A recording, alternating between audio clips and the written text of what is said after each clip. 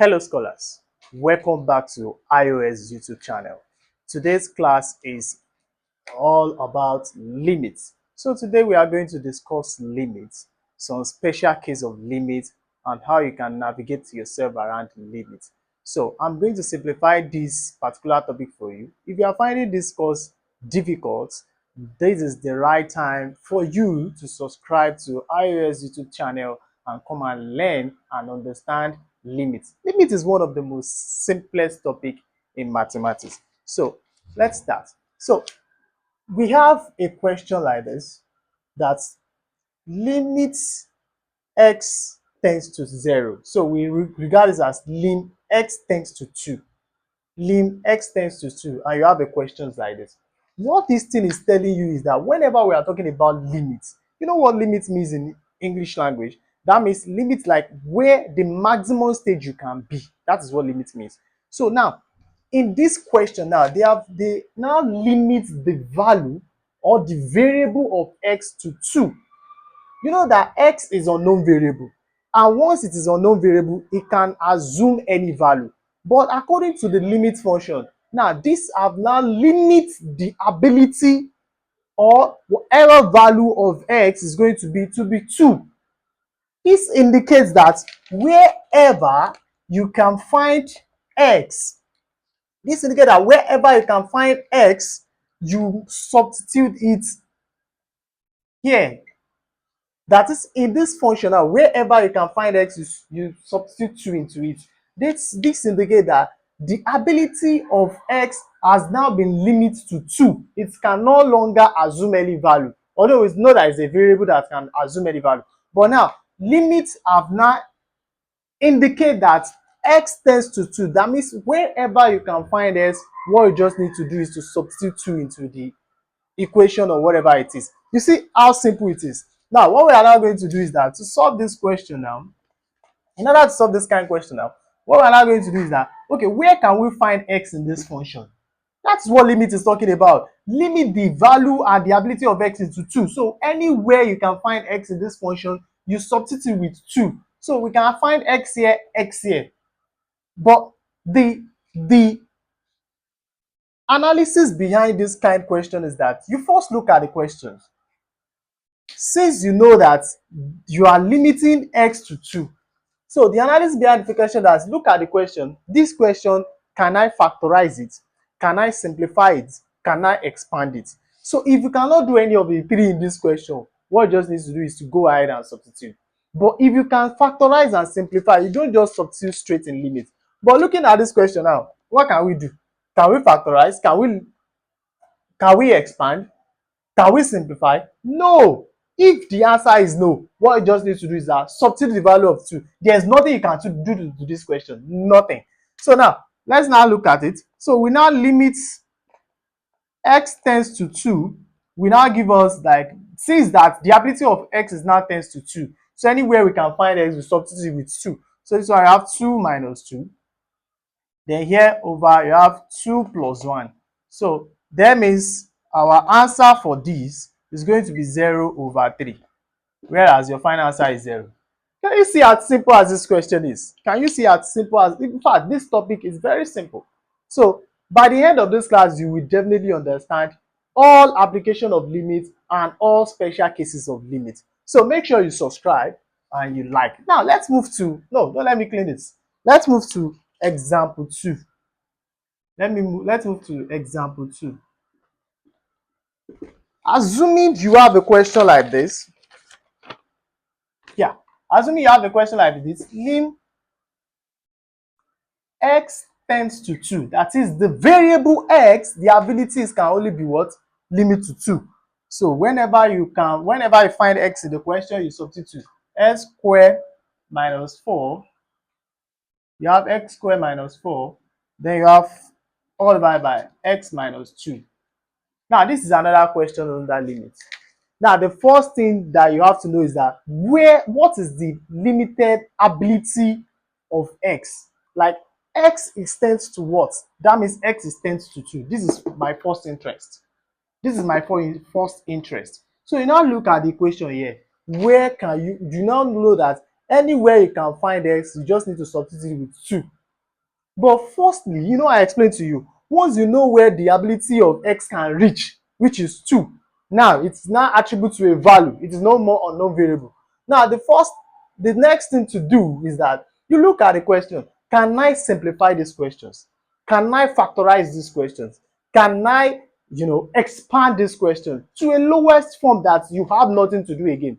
Note this. These are the important things under limit. First things, know what the variable is tends to. The variable of this one is tends to 2. Then now look at the questions. That questions, is there anything you can do to it? Can you still break it down? If you realize the question that you cannot break it down or do anything, what you just needs to do is that just substitute straight.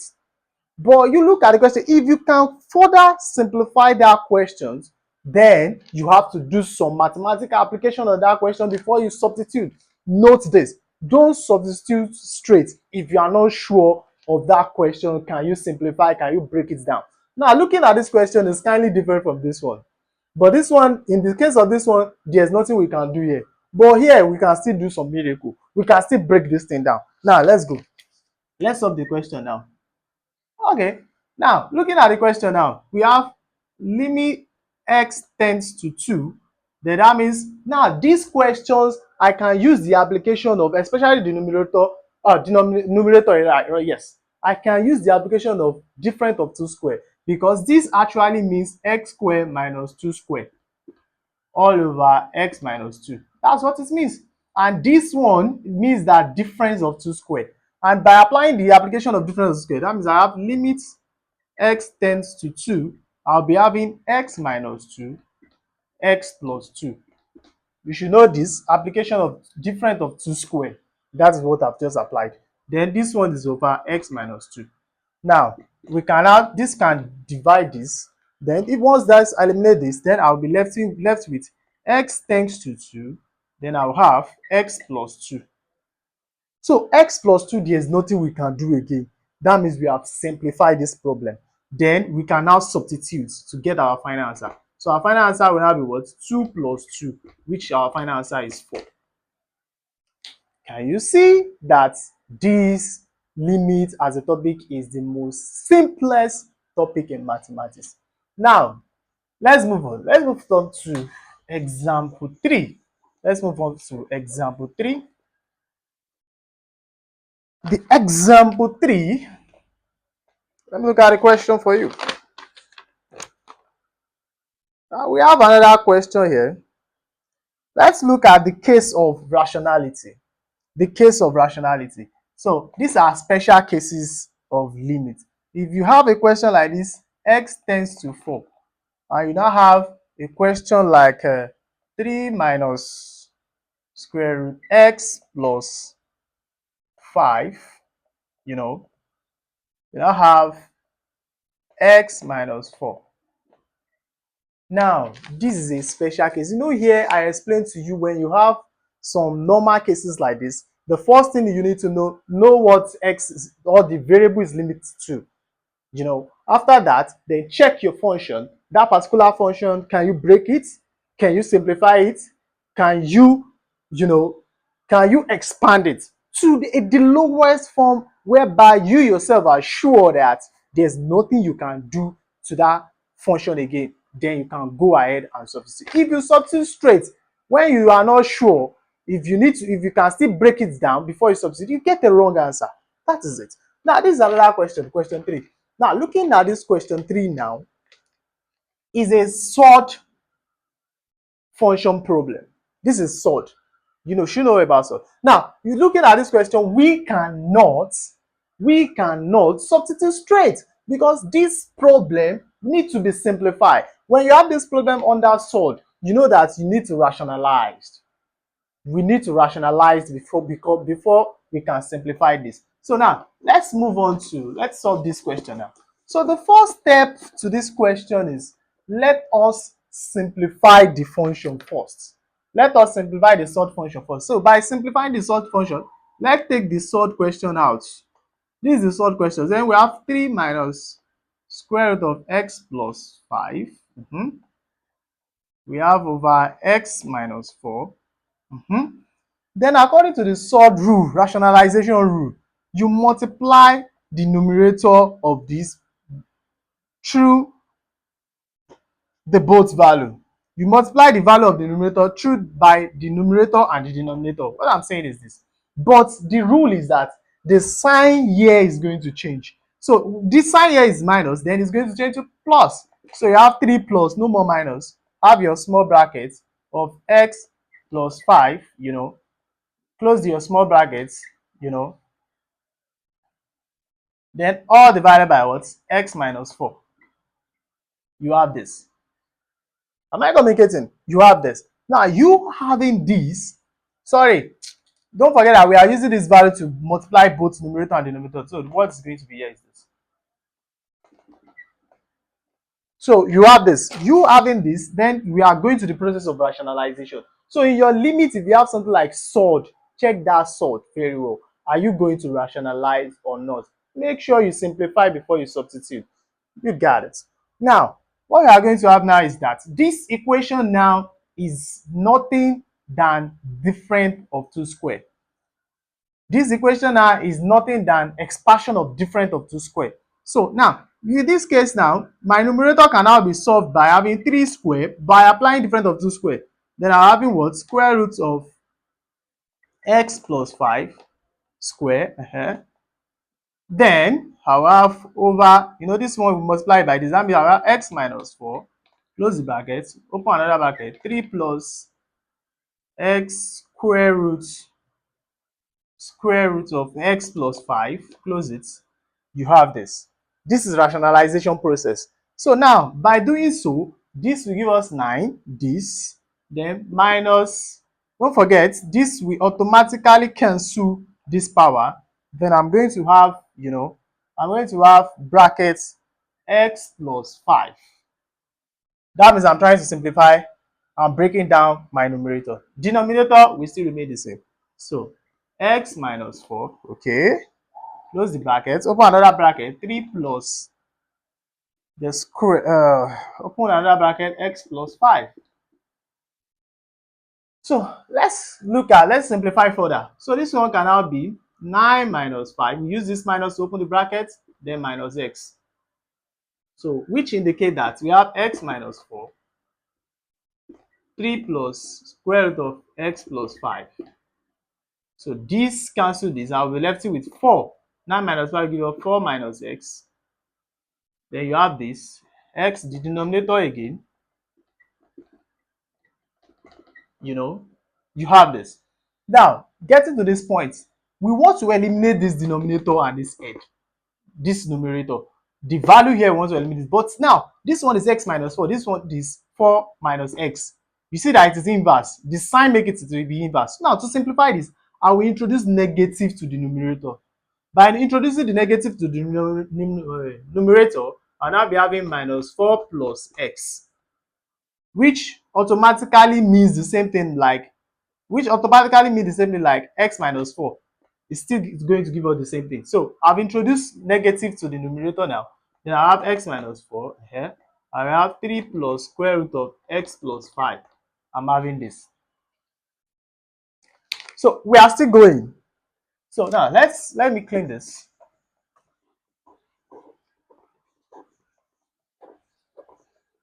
Let me clean this. So here now, we now have something like, I can now change this to x minus 4. Yes, this numerator now I can now change it so that you guys will understand it. X minus 4 again, which is the numerator. Then I have 3 plus square root of x plus 5. Close bracket. This will automatically cancel this. That means I have 1 over 3 plus x plus 5. Now, I've break the solved function into this whereby I have nothing to do again. So I'll break the equations to this whereby I have nothing to do again. Then now let's apply the limit. Limit x tends to what? X tends to 4. So having this now, we have 3 plus the square root of x plus 5. Now that we have nothing to do now, we can now do what? We can now substitute 4 into the function. Then we have 1 over 3 plus square root of 4 plus 5. 4 plus 5. Let's continue here. I hope you guys are following. So you will understand this better. So this one will have 1 over. Since we have this, we have 3 plus square root of 9. Then what's square root of 9? 3. So this one will give us 1 over 3 plus 3. Then we have the final answer to be 1 over 6. Do you see now that this is very, very simple and easy to understand? So let's move to another question, which is another special case. Another special case we can have that I would like us to just go about is the trigonometry function. A limit can list you to trigonometry function as part of the special case. So this is now the example for trigonometry function. So let's assuming you have something like limit theta tends to 0, and you have to simplify sine theta. Do you get? Now this special function, they always introduce what we call Lee's hospital rule. Lee hospital rule. That's what we use to solve it. The hospital rule states that when you have a trigonometric function as a limit, what you need to do once you know what your variable is limit to, what you need to do is that differentiate that trigonometric function first before you simplify. Get it and get it right. What I said is you will need to differentiate that trigonometric function first before you can simplify. Now, the trigonometric function is sine theta. So I cannot just simplify that anywhere I find theta, I should put 0 there. The rule is that differentiate first. Step 1.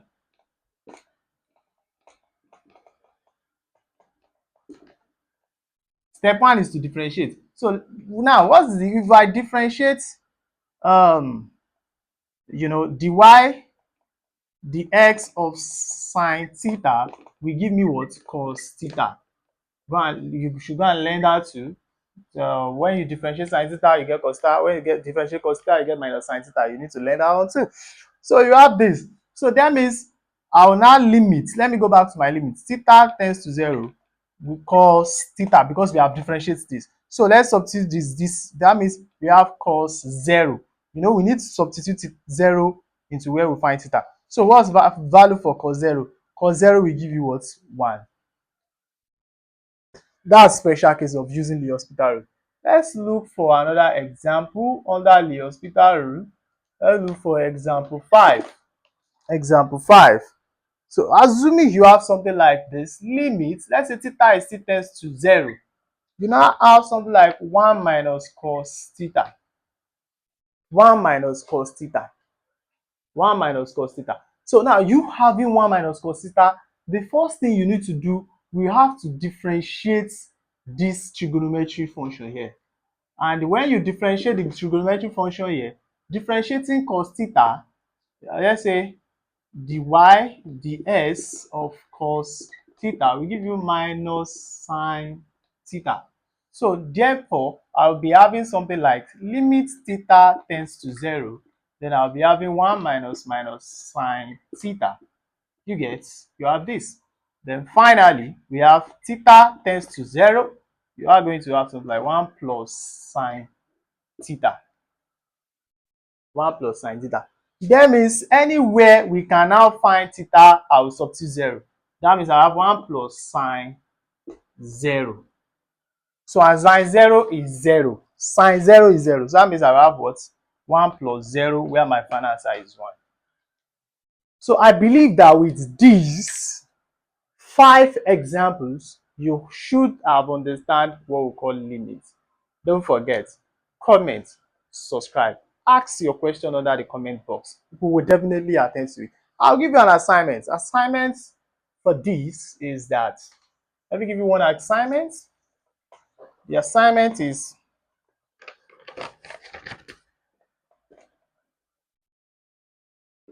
here is your assignment. So limit theta to 90. Limit theta to 90, then find tan theta. This is the assignment, tan theta. So solve it, drop your answer into the comment section.